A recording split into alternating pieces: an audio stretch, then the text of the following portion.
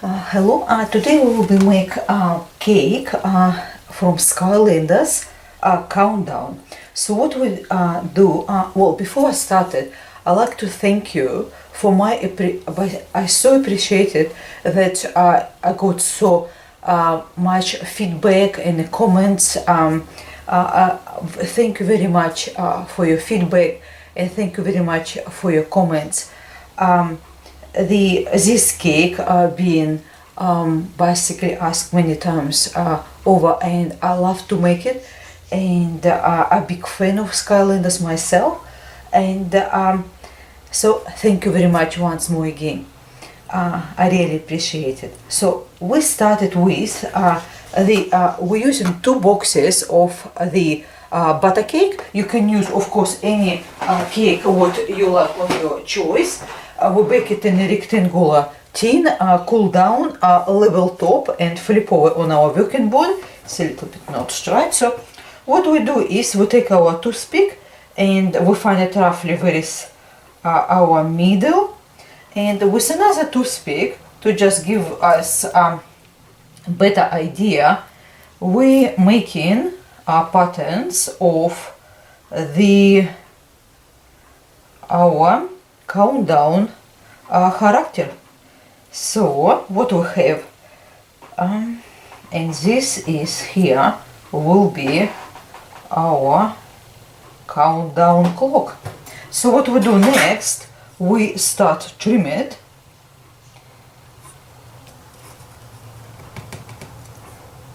to pattern which is we outlined it. If you're not sure about trimming, don't go close, try to edge, start it from outside and have a look. You happy with your design? If you're happy, keep going. If not, just continue to do more trimming, which is we do it right now.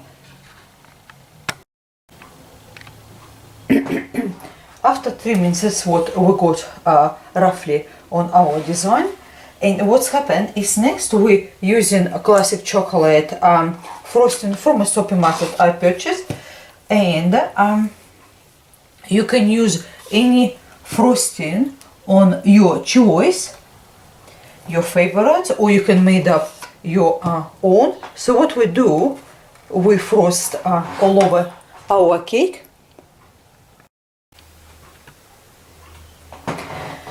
Once we finish applying our chocolate spread, what I done it is, as you can see, I place it extra up here for the top of ice, which just will make them a little bit larger. So place it on top, a little bit more of a frosting, as well as more for the mouse up here.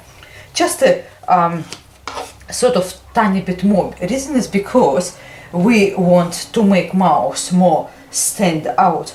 So once we've done all that, what we do, we're using 1 box of ready to roll icing, and we knead it on our working surface, which is we put some powdered sugar on it, and once it's manageable soft, what we do, we using rolling pin, and we start rolling, and let's have a look. We just put a little bit of powdered sugar on it as well, and once it's bigger that size of your cake, then we can flip over on top of our cake. Once you're ready to roll, icing is done, and it's basically you apply on your cake. What you do is slowly format the angry sort of kind of the not eyebrows, but they sort of for the eyes, and format mouth, because on areas where we apply more frosting, it will a little bit stand stand out, so you can see actually area which is more eraser. So what you do, you just dust your hands with powdered icing sugar and work in all your patterns. Once it's all nice and done, trim it away excess of your ready to roll icing. Bring it closer to your cake once more again, and once it's completely done, what we do, we trim it closer to our cake.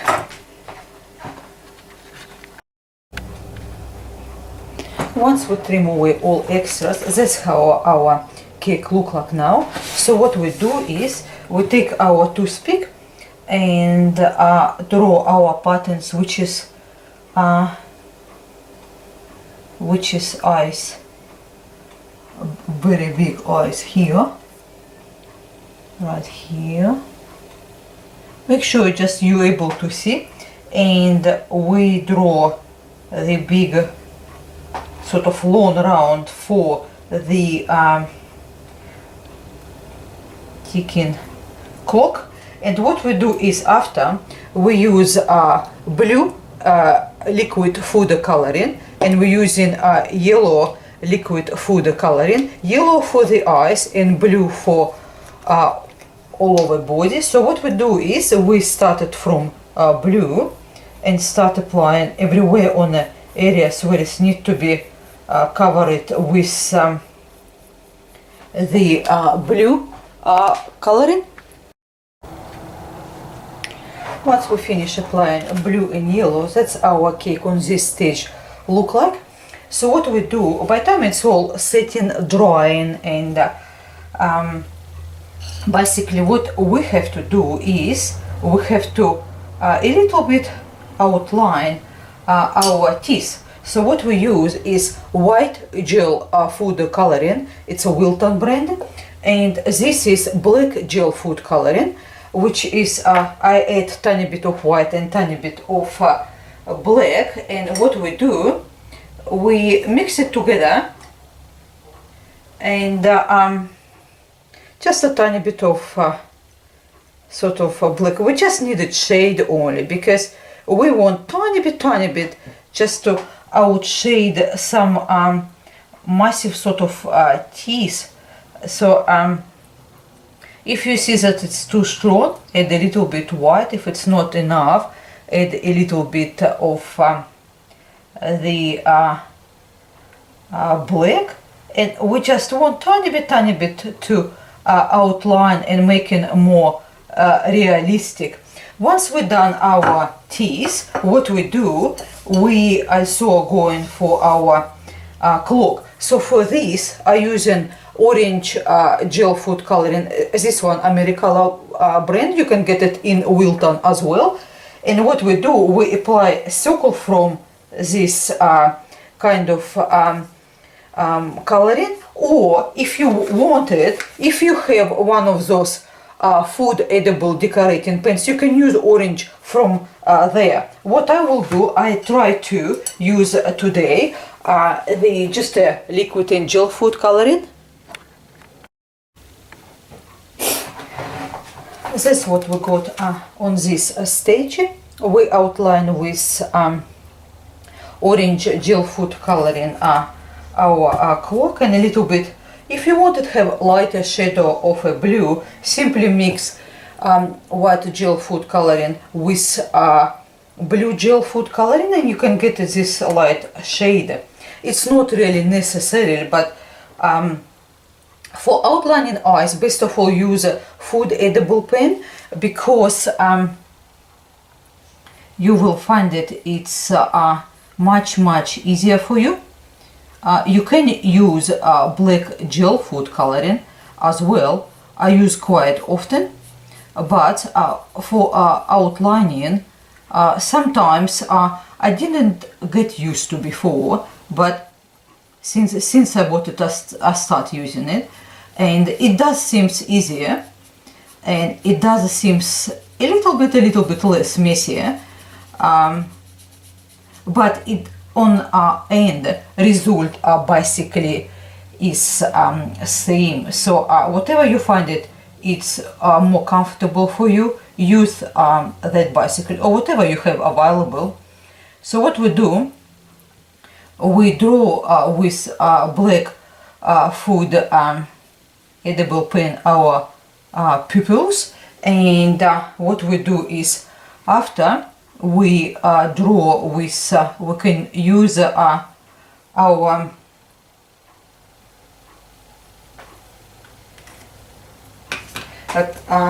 so I get some little tiny brush, and we can use the blue gel food coloring tiny bit, not too much. This brush not as good, so we better change it over something a little bit more comfortable sort of.